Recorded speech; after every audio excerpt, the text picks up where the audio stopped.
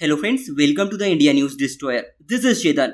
और ईरान ने इंडिया के बारे में ये कह दिया है कि भारत में मुस्लिम कम्युनिटी के साथ ठीक तरह से व्यवहार नहीं किया जा रहा, उनके साथ अत्याचार हो रहे हैं और बहुत कुछ।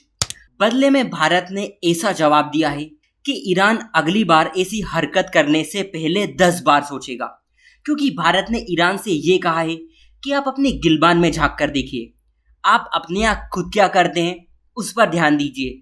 आपकी ये फालतू की बातें हम एक्सेप्ट करने वाले नहीं है। एक्चुअली हुआ ये था कि ईरान के जो सुप्रीम लीडर हैं खेमनेई, इन्होंने ये कहा था कि हम खुद को मुसलमान नहीं मान सकते अगर हम म्यांमार, गाजा और भारत में मुसलमानों पर जो अत्याचार हो रहे हैं उसको लेकर अनभिज्ञ हैं। मतलब आप इनकी हरकत समझ रहे हैं। इन्होंने गाजा को इंडिया से जोड़ दिया। इनके सुप्रीम लीडर का कहने का ये मतलब है कि इजराइल गाजा में जो कर रहा है वही चीज भारत में मुसलमानों के साथ हो रही है। ये कितनी बेतुकी बात है। फ्रेंड्स, भारत एक धर्मनिरपेक्ष देश है, सभी धर्मों को साथ लेकर हम चलते हैं।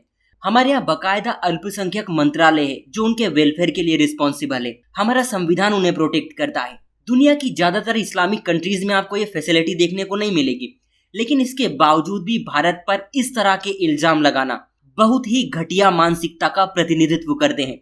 ईरान के सुप्रीम लीडर आगे ये बोलते हैं कि इस्लाम के दुश्मनों ने मुस्लिम दुनिया को कमजोर करने की कोशिश की है। मतलब ईरान का सीधा सीधा सा ये कहना है कि भारत इस्लाम का दुश्मन देश है, वहां पर ऐसा हो रहा है, वहां पर वैसा हो रहा है और मुस्लिम देशों को इस पर ध्यान देना चाहिए। लेकिन इसके बाद बारी आती है भारत की। भारत के विदेश मंत्रालय ने फटकार लगाते हुए ये कहा कि हम ईरान के सुप्रीम लीडर ने भारत के ऊपर जो कमेंट किए ना उसकी कड़ी निंदा करते हैं। जो ये मिस इन्फॉर्मेशन फैला रहे हैं हम उसे बर्दाश्त नहीं करने वाले। अल्पसंख्यकों के नाम पर जो देश हमारे ऊपर टिप्पणी करते हैं, जो कंट्रीज हमारे ऊपर कमेंट करती है, हम उनको ये एडवाइस देंगे कि दूसरों के ऊपर इस तरह की कमेंट करने से पहले अपना खुद का रिकॉर्ड देखें। देखिए, विदेश मंत्रालय ने ऐसा इसलिए कहा क्योंकि ईरान का आप रिकॉर्ड देखोगे ना ह्यूमन राइट के पर्सपेक्टिव से या फिर अल्पसंख्यक समुदायों के उत्पीड़न के संदर्भ में, ईरान बिल्कुल भी अल्पसंख्यकों के लिए सेफ कंट्री नहीं है। क्योंकि ईरान में बहुत सारे अल्पसंख्यक समुदाय, चाहे कुर्द हो या फिर बलूच, इन कम्युनिटी के साथ बहुत ज्यादा भेदभाव किया जाता है। इन लोगों को गैरकानूनी तरीके से मारा जाता है, इनके कोर्ट में सुनवाई तक नहीं होने दी जाती। आप सोचिए कितनी बड़ी बात है। मनमाने ढंग से गिरफ्तार कर लिया जाता है, इन्हें टॉर्चर किया जाता है, रेप किया जाता है, किडनैपिंग की जाती है, छोटे छोटे बच्चों की बता रहा हूँ, सेक्सुअल हेरासमेंट। और ये लिस्ट इतनी लंबी है जिसके बारे में अगर हम ना बोले ही तो अच्छा है। मैं यहाँ पर 2022 की एक घटना का जिक्र करना चाहूंगा।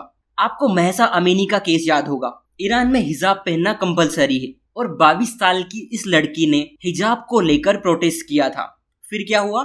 ईरान की मोरल पुलिस ने इन्हें गिरफ्तार कर लिया और हिरासत में इनकी गैर कानूनी तरीके से जान ले ली। जो महिलाएं, जो बच्चे सरकार के खिलाफ प्रदर्शन करते हैं उन्हें बिना निष्पक्ष सुनवाई के जेल में भर दिया जाता है।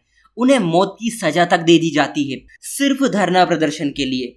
मतलब अल्पसंख्यक समुदाय वहां पर अपनी बात तक नहीं रख सकते। और छोटे बच्चों के बारे में मैं क्या ही बोलूं। मतलब ईरान के कानूनों के हिसाब से 13 साल की लड़की शादी के लायक हो जाती है। वहां पर 10 से 15 साल की लड़कियों से शादी करना मतलब कॉमन सी बात है। इससे बड़ा गंभीर अपराध और क्या हो सकता है? फिर आपका क्वेश्चन ये हो सकता है कि ईरान ने भारत के ऊपर ये कमेंट आखिर की क्यों? देखिए, मेरे हिसाब से इसका सिंपल सा रीजन ये हो सकता है कि जब से इजराइल हमास वॉर स्टार्ट हुई है ना, भारत मुस्लिम कंट्रीज के निशाने पर आ गया है। क्योंकि आपको याद होगा जब इजराइल के ऊपर हमास ने हमला किया था तब हमारे प्रधानमंत्री नरेंद्र मोदी की तरफ से ये कहा गया था कि इंडिया इजराइल के साथ खड़ा हुआ है।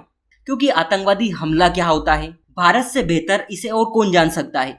हर रोज हम आतंकवाद के खिलाफ लड़ाई लड़ते हैं। ऐसा कोई सा दिन नहीं जाता जब हमारी सेना जम्मू कश्मीर में आतंकवाद से नहीं लड़ रही होती है। ऐसे में जो कंट्रीज हमास के साथ खड़ी हुई है उन्हें ये बिल्कुल भी अच्छा नहीं लग रहा है कि भारत इजराइल के साथ खड़ा हुआ है।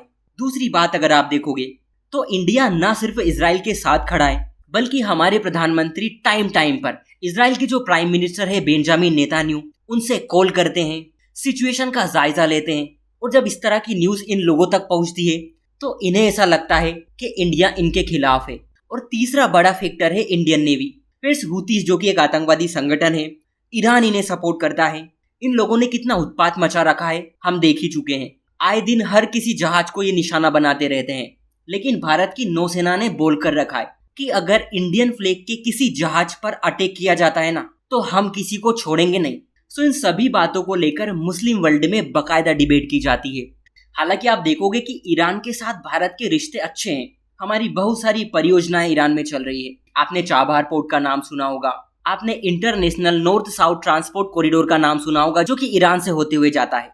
दोनों देशों के इतने अच्छे रिश्ते होने के बावजूद भी अगर ईरान इस तरह की कमेंट करता है, तो इंडिया को इस पर जरूर कड़ा एक्शन लेना चाहिए कि इस तरह की हरकतें दोबारा ना हो। सो आज के लिए इतना ही। Take care and thank you.